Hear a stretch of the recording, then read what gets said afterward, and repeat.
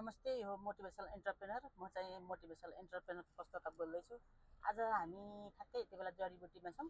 हामीसँग चाहिँ राष्ट्रिय महिला आयोगको उपसचिव महिला विकास प्रमुखज्यू हुनुहुन्छ। म्याम नमस्ते। नमस्कार। हजुर त पुरा गाडी चलाइराख्नु भएको छ, भिडभाड छ अगाडि। अब यो अफिसको टाइम, अब अफिस जानु पनि पर्यो, ड्राइभिङ गर्नु पनि पर्यो, जामलाई छिचोल्नु पनि पर्यो, यसलाई सहज रूपमा लिनु पर्यो हैन त। अफिसमा टाइममा पुग्नु पर्यो। यसलाई चाहिँ स्वाभाविक प्रक्रिया। अब काठमाडौँमा हामी बस्छौँ, काठमाडौँमा बसिसकेपछि यो जामलाई त सहज हाम्रो चाहिँ दैनिक यो नियमित यो जिम्मेवारी भनौँ न, जाम छिचोल्नु चाहिँ हाम्रो जिम्मेवारीको रूपमै लिनुपर्छ। यो खासै गाह्रो पनि लाग्न छोड्यो मलाई चाहिँ। अनि म्याम हजुर एउटा कुरा सोधिहाल्नु पर्यो, यो हजुरलाई जिम्मेवारी घरको चाहिँ कतिको छ, अफिसको त छँदैछ होइन। अब त्यत्रो महिला विकास प्रमुख भएर बस्नु भएको छ, यतिकै यहाँको अफिसका कामदेखि लिएर बाहिर यतिकै हिजो भर्खर मात्र पनि एउटा क्लास लिएर बिदाको दिनमा पनि हजुरलाई धर छैन जस्तो होइन। एउटा चाहिँ जनप्रतिनिधिहरूलाई हजुरले एउटा क्लास लिन जाने भन्ने हुन्थ्यो, कति बेला जाने कति बेला आउने, अनि घरका काम कति बेला गर्ने, कसरी म्यानेज गर्नुभएको छ म्याम हजुरले यो टाइम चाहिँ? कि घरमा अलिक सहज छ हजुरलाई? टाइम टेबल बनाउनु पर्यो, सबै काम चाहिँ भ्याउन सकिन्छ। घरको काम पनि अब म त बुहारी पनि हो, म चाहिँ श्रीमती, म चाहिँ आमा, दुईटा बच्चाको आमा पनि हो, म अफिसको जिम्मेवार कर्मचारी पनि हो। अब बिदाको दिन यताउति पनि मलाई चाहिँ यसो विभिन्न सङ्घ संस्था निकायहरूबाट के सहजीकरणका लागि, इन्टरभ्यूका लागि यो विषय, मेरो विषय विज्ञता महिला सशक्तिकरण, महिला विकास, लैङ्गिक समानता सम्बन्धी विषयलाई लिएर सहजीकरण गर्नको लागि अनुरोध हुन्छ। सोही बमोजिम बिदाको दिन पनि प्रायः म त व्यस्त भइराखेको हुन्छु, तर घरको टाइम पनि एउटा रुटिनमा गर्ने, योजनाबद्ध रूपले गर्ने गर्दाखेरि सबै काम भ्याउन सकिन्छ। यो खासै गाह्रो छैन। समयको व्यवस्थापन हो ठुलो कुरा, समयको व्यवस्थापन हो। र आफूलाई स्वस्थ तन्दुरुस्त राख्नुपर्छ, सकारात्मक सोच राख्नुपर्छ, समयको व्यवस्थापन सही ढङ्गले गर्नुपर्छ। सबै काम भ्याउन सकिन्छ, यो नभ्याउने भन्ने हुँदैन। अनि हजुरलाई यस्तो डबल काम छ भन्ने यस्ता तनाव सनाव त्यस्तो केही छैन? हजुरले त्यो व्यवस्थापन गर्नुभएको छ म्याम एकदम सहजै? तनाव भनेपछि व्यक्तिले आफैले नियन्त्रण गर्ने कुरा हो। यो चाहिँ नि संवेगात्मक बौद्धिकता भन्छ के, त्यो चाहिँ आफैले म्यानेज गर्ने कुरा हो। तनाव हुने, रिस उठ्ने होइन, मान्छेहरूसँग चाहिँ आफ्ना विमतिहरू राख्ने भन्ने कुरा चाहिँ आफूभित्रको आफ्नो नियन्त्रणमा रहन्छ। आफूले बोल्ने कुराहरू, आफूले व्यक्त गर्ने विषयहरू, आफूले देखाउने, अर्को व्यक्ति समक्ष देखाउने व्यवहार चाहिँ स्वनियन्त्रित हुने हुनाले यसलाई चाहिँ नियन्त्रण गर्ने हो, नियन्त्रण गर्न सकिन्छ। यो तनावलाई पनि व्यवस्थापन गर्ने हो आफैले। फेरि तनाव व्यवस्थापन भनिन्छ, अरूले गरिदिने चाहिँ होइन। तनाव व्यवस्थापन सिक्न गए, पढ्न गए, तालिम लिन गए भन्छन्, त्यो तनाव व्यवस्थापन अर्काले गरिदिने नै होइन, आफैले गर्ने हो। आफै चाहिँ यसमा स्वस्फूर्त रूपले आफ्नो तनाव आफैले व्यवस्थापन गर्ने हो, सहज बनाउने आफैले हो। अनि हजुर हिजो हजुरले क्लास चाहिँ जनप्रतिनिधिलाई लिनुभएको नि है म्याम? हो, हिजो चाहिँ अब हामी त जनप्रतिनिधि होइन, कर्मचारी हो। यसो हामीले अरूले सुन्दा नि हजुरले के सम्बन्धी, कस्तो सुशासन सम्बन्धी हजुरले क्लास दिएको, अलिकति हल्का यसो सारांश हजुरले? होइन, विशेष गरी मेरो विषय विज्ञता चाहिँ लैङ्गिक समानता तथा सामाजिक समावेशीकरणका विषयहरूसँग सम्बन्धित छ। हजुर। र ती विषयहरूमा चाहिँ मेरो अलि लामो समय चाहिँ काम पनि गरेको होइन, राष्ट्र सेवकै रूपमा त्यो विषयमा चाहिँ अलिकति डेडिकेटेड सर्भिस डेलिभरी गरेको हुनाले पोलिसीसँग सम्बन्धित काम पनि गरेँ, सर्भिस डेलिभरीको काम पनि गरेँ। अनुभव अलि लामै भयो र ती कुराहरू चाहिँ मैले सहजीकरण गर्न सक्छु होइन। नीति निर्माताहरूलाई, स्थानीय जनप्रतिनिधिहरूलाई, कर्मचारीहरूलाई पनि अब केही उहाँहरूको जिज्ञासा रह्यो भने मैले समाधान गर्न सक्छु भन्ने लाग्छ। किनभने अनुभवबाटै सिकिने हो। अध्ययन र अनुभव, अध्ययन भन्दा पनि अनुभव चाहिँ ठुलो कुरा रहन्छ। अध्ययन त अब हामी एउटा निश्चित शैक्षिक योग्यता, लोकसेवा पास गरेर सेवामा प्रवेश गरिसकेपछि अध्ययनको कुरा रह्यो नै। त्योभन्दा पनि बढी चाहिँ अनुभवबाट हरेक दिन चाहिँ हामी आफ्नो सेवा प्रवाहमा, जिम्मेवारीमा खटिँदा आइपर्ने विविध सवालहरू, मुद्दाहरूलाई सम्बोधन गर्दाखेरि चाहिँ आफ्नो क्षमता विकास हुन्छ र अरूलाई चाहिँ सरसल्लाह, सुझाव, परामर्श गर्न सकिने क्षमता पनि विकास हुने हो। सोही बमोजिम मैले पनि सेवामा खटिँदा आफ्नो काम गर्दाखेरि अलि जिम्मेवारीपूर्ण तरिकाले गर्ने हुँदाखेरि क्षमता विकास पनि सोही बमोजिम चाहिँ भइराखेको हुँदो रहेछ भन्ने मलाई लाग्छ। हजुर।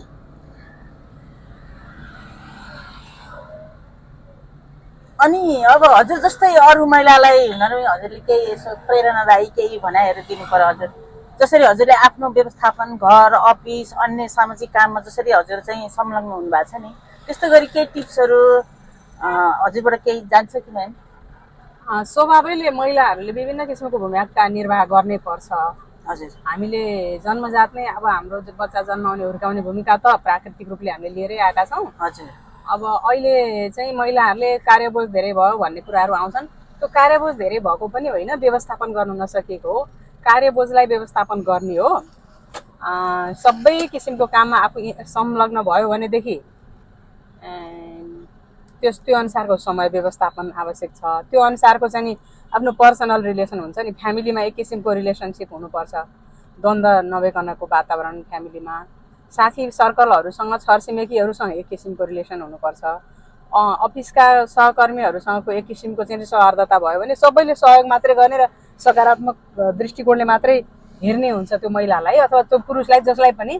त्यसैले म चाहिँ एउटा सकारात्मक सोच राख्नुपर्छ, आफ्नो जिम्मेवारीप्रति कटिबद्ध हुनुपर्छ, जसले गर्दा अरूबाट पनि सहयोग समर्थन पाइन्छ र जतिसुकै अब यो 24 घन्टामा 18 घन्टा खटिँदा पनि त्यो हरेक खटिएको समय उत्पादनशील हुन्छ। यसलाई व्यवस्थित गर्ने हो भन्ने लाग्छ। र महिलाहरूले चाहिँ अब अध्ययनको पाटो चाहिँ महिलाहरूको अलिक कमजोर हुने गर्छ प्रायः जसो। अध्ययनलाई अगाडि बढाउनुपर्छ, समसामयिक कुराहरू मिडियासँग अपडेट हुनुपर्छ। विभिन्न मिडियाबाट धेरै कुराहरू रचनात्मक विषयहरू आइरहेका हुन्छन्, मिडियासँग अपडेट हुनु पर्यो। के अन्तर्राष्ट्रिय गतिविधिहरू अहिले चाहिँ नि महिलाको सेक्टरमा के चाहिँ नि सृजनात्मक कामहरू भए, के उत्पादनहरू भए, महिलाले गर्न सक्ने कुराहरू के छन्, ती कुराहरूमा सबै महिलाहरू चाहिँ व्यस्त हुनुपर्छ, अपडेट हुनुपर्छ। जसले गर्दाखेरि सूचनाको बृहत भण्डार आफूसँग भइसकेपछि आफ्नो सोच पनि फराकिलो हुन्छ। सोच फराकिलो भइसकेपछि परिवारलाई, समाजलाई, राष्ट्रलाई योगदान दिन सक्ने गरी आफू चाहिँ प्रस्तुत हुन सकिन्छ। त्यो चाहिँ क्षमता विकास गर्ने कला हो भन्ने मलाई लाग्छ। सोच चाहिँ बदल्नु पर्यो, सोच बदल्नु पर्यो, सोचलाई बृहत बनाउनु पर्छ। अब कहिलेकाहीँ सोच साँगुरो पनि हुन्छ, कहिलेकाहीँ भान्सामा काम गरिरहँदा भान्साकै बारेमा मात्रै सोध्छौँ हामी होइन। अब त्यो स्वभावैले महिलाहरूलाई त्यो पर्न जान्छ, किनभने उहाँहरूको बढी भूमिका चाहिँ घरभित्र रहने हुनाले। तर आफ्नो जिम्मेवारी जे जसो भए पनि कामको गहनता हेरेर कामको बढी महत्त्वपूर्ण कामलाई बढी चाहिँ समय दिने, बढी मेहनत गर्ने, कम महत्त्वपूर्ण कामलाई थोरै समयमा सकाउने, समय अलिक कम दिने गर्नुपर्छ। र सोच पनि बदल्नुपर्छ। अलिकति सोच फराकिलो बनाउनलाई मैले भने यहाँलाई अलि सूचना जानकारीहरू लिनुपर्छ, साथी सर्कलहरू बृहत बनाउनुपर्छ, पर्सनल रिलेसन के व्यक्तिगत सम्बन्धहरू विकास गर्नुपर्छ, जसले गर्दा महिला चाहिँ आफै सशक्त हुन सक्नुहुन्छ। विभिन्न शारीरिक मानसिक स्वस्थता महिलामा हुन्छ र सशक्त हुन सकिने अवस्था रहन्छ। हजुरको दिनचर्या चाहिँ राति घरको काम सकेर हजुर अध्ययन पनि गरिसिन्छ प्रत्येक दिन? प्रत्येक दिन त कहिलेकाहीँ अलि धेरै थाकिएको हुन्छ र अध्ययन गर्न हुँदैन।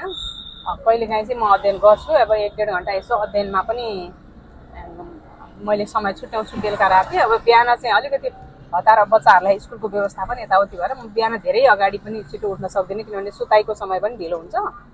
अनि ठिक्क बच्चा उठेपछि एउटा बच्चालाई तयार गरेर ब्रेकफास्ट खुवाएर पठायो, अनि त्यसपछि अर्को बच्चालाई पठायो, त्यसपछि फ्यामिली आफू रेडी भयो, श्रीमान आफू अनि सासुआमाको लागि व्यवस्थापन गर्यो दिनभरिको। सासुआमा पनि हुनुहुन्छ घरमा एक्लै? सबै कुराहरू चाहिँ व्यवस्थापन गरेर हिँड्दाखेरि ठ्याक्क यो अफिस टाइममा 10 बजेभन्दा अलि अगाडि नै पुग्न मन लाग्छ। सकेसम्म 9:30 9:45 अफिस पुगौँ भन्ने लाग्छ।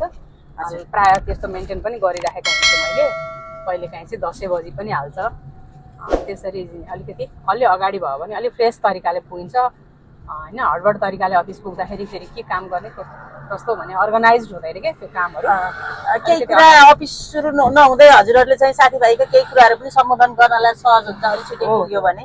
सकेसम्म छिटो पुग्ने चाहिँ हुन्छ। तर कहिलेकाहीँ घरमा केही अब यसो कहिलेकाहीँ अलिकति नियमित कामको अलावा थप काम पर्यो, कोही गेस्टहरूसँग ग्यादरिङ गर्नुपर्ने भयो घरमा भनेदेखि चाहिँ अलिकति अफिस आउने टाइम 10 बजिहाल्छ। 10 बजेभन्दा ढिलो चाहिँ म पार्दिनँ, त्यो मेरो बानी पनि छैन। त्यसमा मलाई आफैलाई कुनै दिन अलि 15-20 मिनट ढिलो अफिस पुग्यो भने आफैलाई गिल्टी फिल हुन्छ र त्यो समय चाहिँ भरे 5 बजेभन्दा आधी घन्टा पछाडि बसौँ लाग्छ। त्यो किन मलाई चाहिँ त्यो किसिमको एउटा कर्तव्य बोध राष्ट्रप्रति आफूले तलब खाएको हजुरबा एउटा सिस्टम बसिसकेको छ के हो, पद्धति बसिसकेको छ हजुरबा हो पद्धति चाहिँ आफूले बसाउने हो, बसाएको छु मैले चाहिँ बसाएको छु। त्यही त यस्तो समयको यस्तो ड्राइभिङ गर्दा गर्दै स्टियरिङ हातमा हुँदा गर्दा पनि मैले हजुरसँग चाहिँ यति धेरै कुरा सिक्ने अनि अरूलाई सुनाउने मौका पाएँ। यसको लागि म्यामलाई धेरै धेरै धन्यवाद। ठिक छ, हजुरलाई पनि धेरै धेरै धन्यवाद। मेरो भावना अनुभवहरू हजुरको श्रोताहरूमाझ दर्शकहरूमाझ हजुरले लगिदिनु भयो, यसको लागि मोटिभेसनल इन्टरप्रेन्योरप्रति म पनि धन्यवाद व्यक्त गर्न चाहन्छु। हुन्छ म्याम, नमस्ते। हस् हजुर, नमस्कार।